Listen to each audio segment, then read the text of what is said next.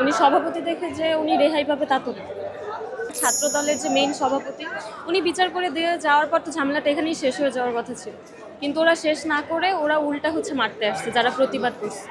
তো আমাদের দেশে কি এরকমভাবে অন্যায় চলতেই থাকবে, আর যারা প্রতিবাদ করবে তাদেরকে কি মারা যেতে হবে?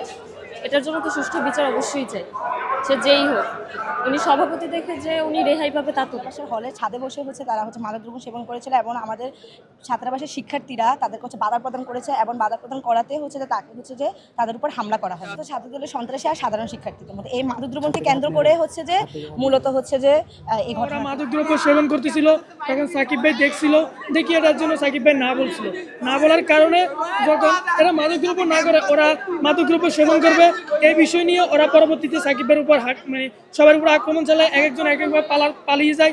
পরে সাকিব ভাই সামনে পড়ছে, সাকিব ভাইকে হাত তুলে এবং লাঠিচার্জ করে ওকে মারা হয় এবং এখানে একজন না তিনজন আহত হয়েছে, তার মধ্যে সাকিব ভাই মারা গেছে।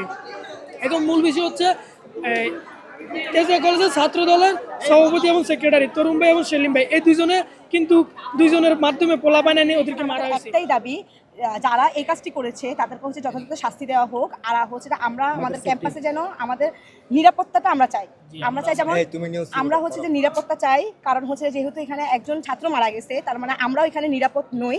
তাই সর্বপ্রথম আমরা আমাদের নিরাপত্তাটা চাই। 150 থেকে 200 মানুষ ওই ছাত্র ক্যাম্পাসে ছাত্রবাসে ঢুকে এই সাকিব বাধা দেওয়ার কারণে সাকিবকে এলোপাতারি যেরকমভাবে পারছে, যেরকমভাবে ইচ্ছা হয়েছে ওরকমভাবে নির্যাতন করছে।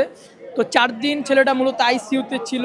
4 দিন পর ডাক্তার নিজে ডিক্লার দিছে যে ওর মাথার মধ্যে এরকম আঘাত করা হয়েছে যে ওকে কোনোভাবেই বাঁচানো পসিবল না। 4 দিন আইসিইউতে থেকে গতকাল 1:30টার দিকে সে ঢাকা মেডিকেল কলেজ হাসপাতালের আইসিইউতে শেষ নিঃশ্বাস ত্যাগ করেন। তো আমরা সর্বপ্রথম আমাদের নিজেদের সেফটি চাই।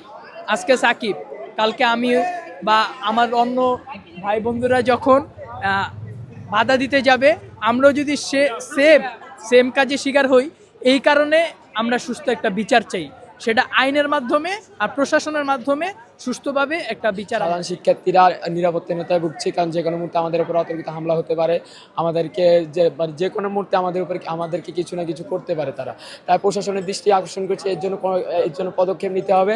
ছাত্র যে তরুণ সেলিম মূল আসামি যারা, তাদেরকে আটক করতে হবে, তাদের বিরুদ্ধে পদক্ষেপ নিতে হবে। কারণ আমরা সাধারণ শিক্ষার্থীরা একটাই দাবি, একটাই দফা, আমরা তরুণ সেলিমের মূল আসামি যারা, তাদের ফাঁসি চাচ্ছি আমরা। এর সাথে যারা এই ঝামেলাটা নিয়ে অলরেডি একবার বিচার হওয়ার পর ছাত্র দলের যে মেইন সভাপতি উনি বিচার করে দিয়ে যাওয়ার পর তো ঝামেলাটা এখানেই শেষ হয়ে যাওয়ার কথা ছিল, কিন্তু ওরা শেষ না করে ওরা উল্টা মারতে আসছে যারা প্রতিবাদ করছে। তো আমাদের দেশে কি এরকমভাবে অন্যায় চলতেই থাকবে, আর যারা প্রতিবাদ করবে তাদেরকে কি মারা যেতে হবে? এটার জন্য তো সুষ্ঠু বিচার অবশ্যই চাই, সে যেই হোক। উনি সভাপতি দেখে যে উনি রেহাই পাবে তা তো না।